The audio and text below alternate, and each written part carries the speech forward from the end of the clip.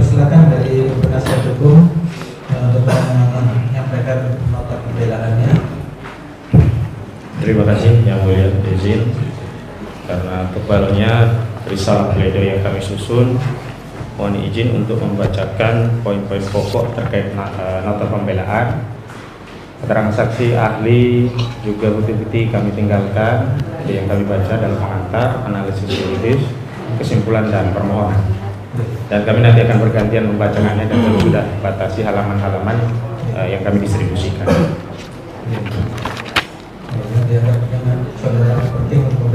Bismillahirrahmanirrahim. Assalamualaikum warahmatullahi wabarakatuh. Waalaikumsalam warahmatullahi wabarakatuh. Kepada Yang Mulia Majelis Hakim Pengadilan Negeri Surakarta, perkara nomor 318/Pitsus/2002/PNSKT atas nama terdakwa Sugi Nur Harja alias Gus Nur di Surakarta. Majelis Hakim yang kami muliakan, saudara penuntut umum yang kami hormati, hadirin sekalian yang kami banggakan. Kami awali risalah pembelaan ini dengan mengutip firman Allah Subhanahu wa taala. A'udzubillahi minasyaitonir rajim. Innallaha ya'murukum an tu'addul amanati ila ahliha wa idza hakamtum bainan nasi an tahkumu bil 'adl. Innallaha ni'ma ya'izukum bihi innallaha kana sami'an basira. Sesungguhnya Allah menyuruhmu menyampaikan amanah kepada yang berhak menerimanya, dan apabila kamu menetapkan hukum di antara manusia, hendaknya kamu menetapkannya dengan adil. Sesungguhnya Allah sebaik-baik yang memberi pengajaran kepadamu. Sungguh Allah Maha mendengar lagi Maha melihat. An-Nur An-Nisa 58. Ya ayyuhalladzina amanu kunu qawwamina bil qisti syuhada'a lillahi walau 'ala anfusikum awil walidaini wal aqrabina iyakun ghaniyan aw fakiran fallahu aula bihima fala tattabi'ul hawa an ta'dilu wa in talu aw tu'ridu fa innallaha kana bima ta'maluna khabira. Wahai orang-orang yang beriman, jadilah kamu penegak keadilan menjadi saksi karena Allah, sekalipun terhadap dirimu sendiri atau terhadap kedua orang tua dan kaum kerabatmu. Jika dia yang terdakwa orang kaya ataupun miskin, maka Allah lah yang tahu kemaslahatan kebaikannya. Maka janganlah kamu mengikuti hawa nafsu karena ingin menyimpang dari kebenaran. Dan jika kamu memutarbalikkan fakta atau enggan menjadi saksi, maka sesungguhnya Allah Maha teliti terhadap segala sesuatu yang kamu kerjakan. An-Nisa 135. Ya ayyuhalladzina amanu kunu qawwamina lillahi syuhada'a bil qisti wa la tajrimannakum sana'anu qaumin ala alla ta'dilu i'dilu wa aqrabu littaqwa wa taqullaha innallaha khabirum bima ta'malun. Wahai orang-orang yang beriman, jadilah kamu penegak hukum keadilan karena Allah, menjadi saksi dengan adil, dan janganlah kebencian terhadap suatu golongan mendorongmu untuk berlaku tidak adil. Berlaku adilah karena keadilan itu lebih dekat kepada takwa, dan bertakwalah kamu kepada Allah, sungguh Allah Maha teliti terhadap apa yang kamu kerjakan.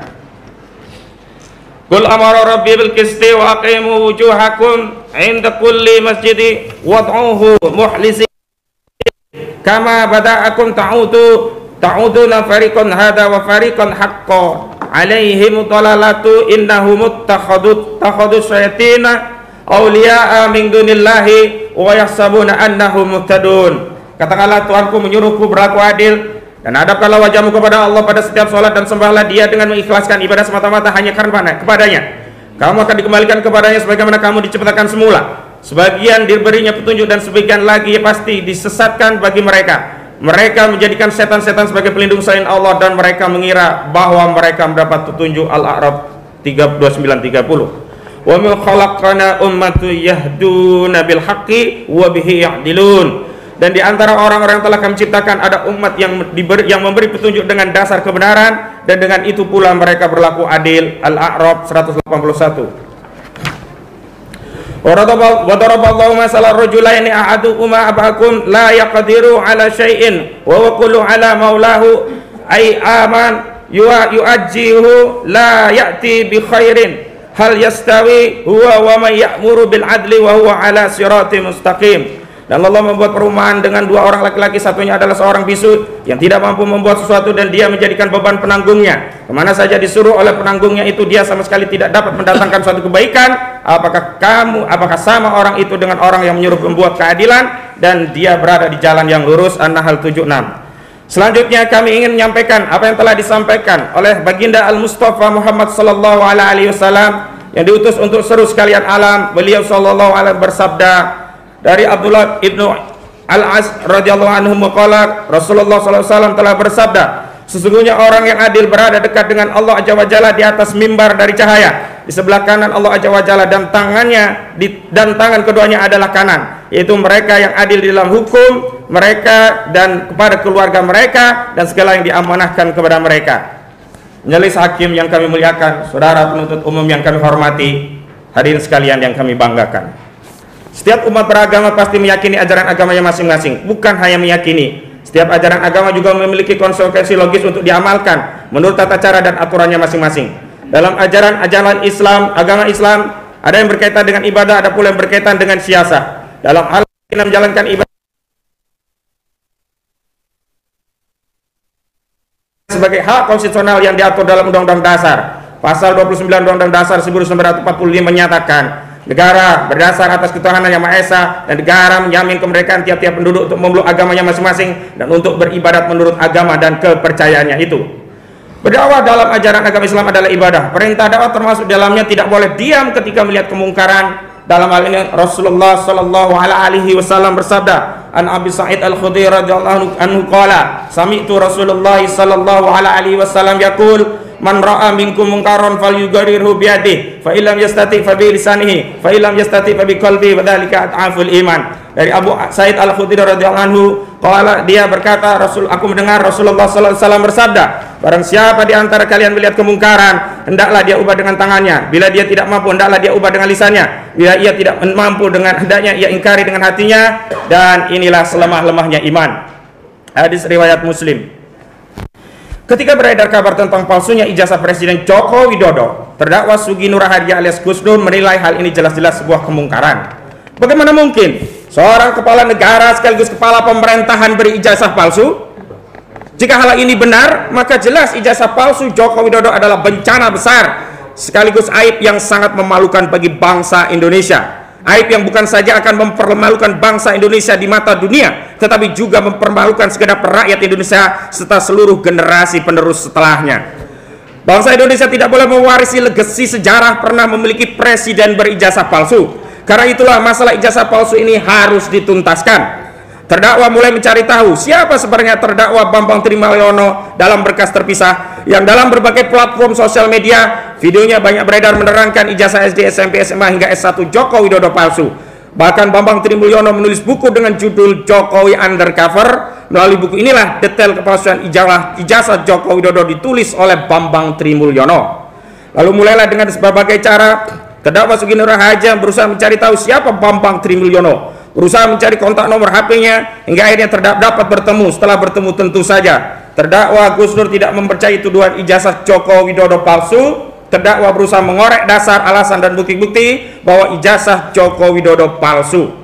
Terdakwa Bambang Trimulyono dalam berkas terpisah menjelaskan kepada terdakwa Sugi Nur Harja alias Gus Dur tentang kepalsuan ijazah Joko Widodo yang rinciannya juga dapat dibaca dalam buku Jokowi Undercover 2 dengan tema lelaki berijazah palsu.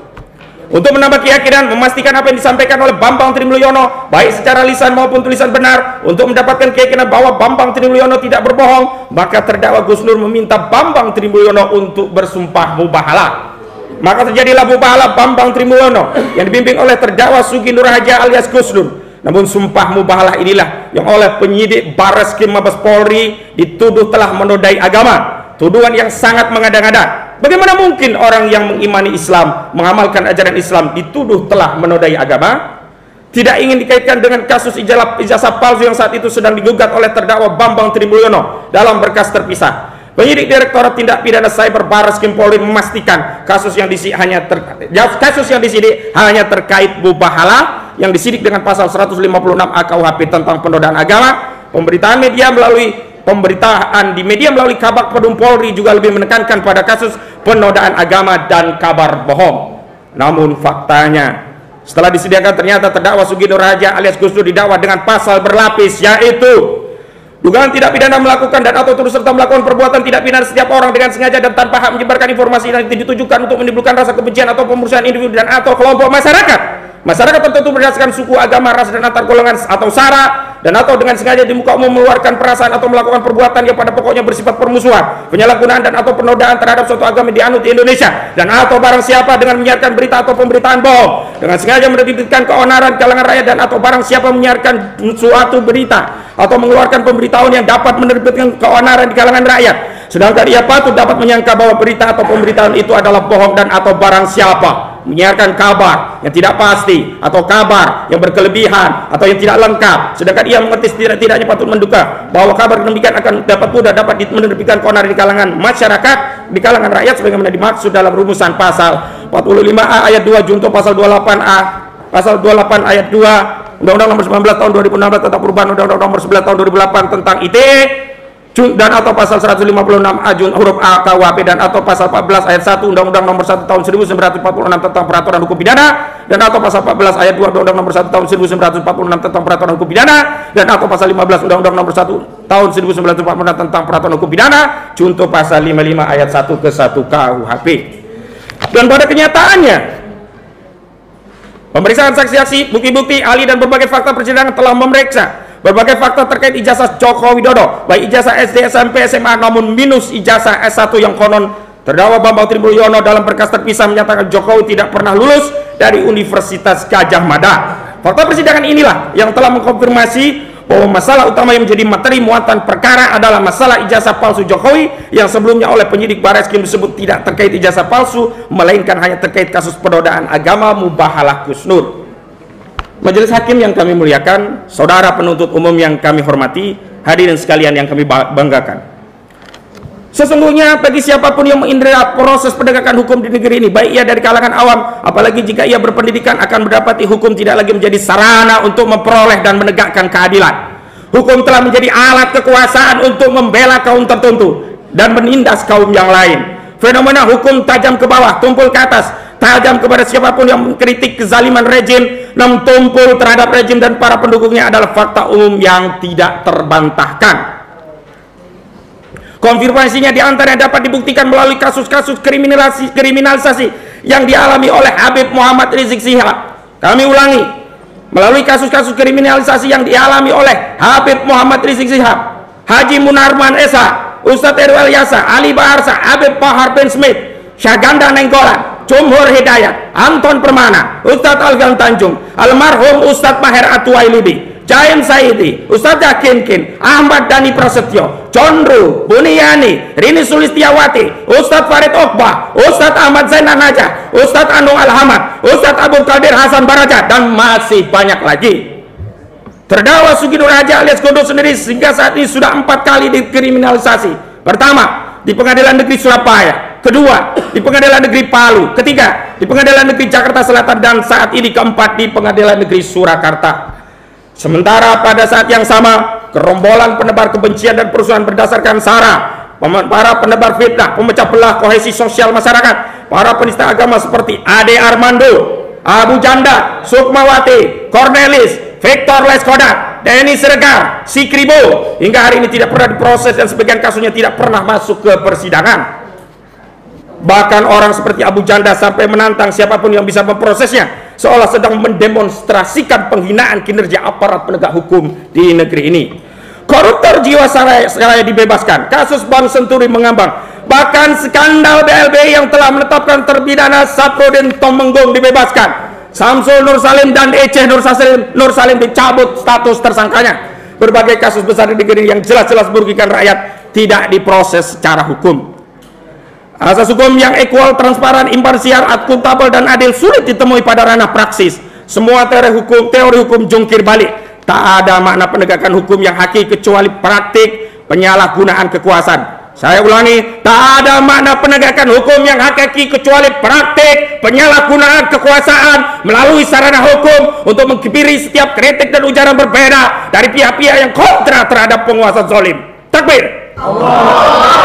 Betapa banyak ujaran kasar, sarkas, menghina agama Islam, menistakan simbol dan ajaran Islam, melecehkan ulama, merendahkan marwah para pendakwah Islam, tidak pernah diproses secara hukum. Padahal laporan dan aduan telah dilayangkan kepada para penegak hukum. Hukum ketika berhadapan dengan umat Islam menjadi represif, namun tak bertaji ketika menghadapi para penghina agama Islam. Pada saat yang sama, sengkarutnya persoalan negeri ini yang diakibatkan oleh pelanggaran hukum yang nyata seperti kasus korupsi, kejahatan narkoba, money laundering, kejahatan perdagangan orang, kejahatan pembalakan hutan, kejahatan pencucian uang hingga 300 bahkan 349 triliun di Kemenkeu, kejahatan korupsi Jiwasraya, korupsi di lingkungan BUMN, korupsi di berbagai lini institusi negara, baik legislatif, eksekutif hingga yudikatif, tak mendapat perhatian serius dari aparat penegak hukum. Aparat justru sibuk mengawasi aktivitas kebebasan masyarakat melalui pendapat di muka umum yang menjadi hak konstitusional setiap warga negara, khususnya menggunakan sarana sosial media. Undang-Undang Nomor 11 Tahun 2008 yang kemudian diubah dengan Undang-Undang Nomor 19 Tahun 2016 tentang perubahan Undang-Undang Nomor 11 Tahun 2008 tentang informasi dan transaksi elektronik, seyogyanya dibentuk dan digunakan sebagai payung hukum untuk menghadapi kejahatan ekonomi melalui sarana transaksi dan informasi transaksi elektronik. Namun di era Jokowi ini, undang-undang ITE ini telah bermutan menjadi undang-undang subversif, undang-undang yang represif, undang-undang yang digunakan untuk membungkam setiap ujaran kritis rakyat terhadap penguasa atau kepada pihak-pihak yang berlaku zalim terhadap elemen masyarakat lainnya. Izin yang mulia dilanjutkan oleh rekan kami.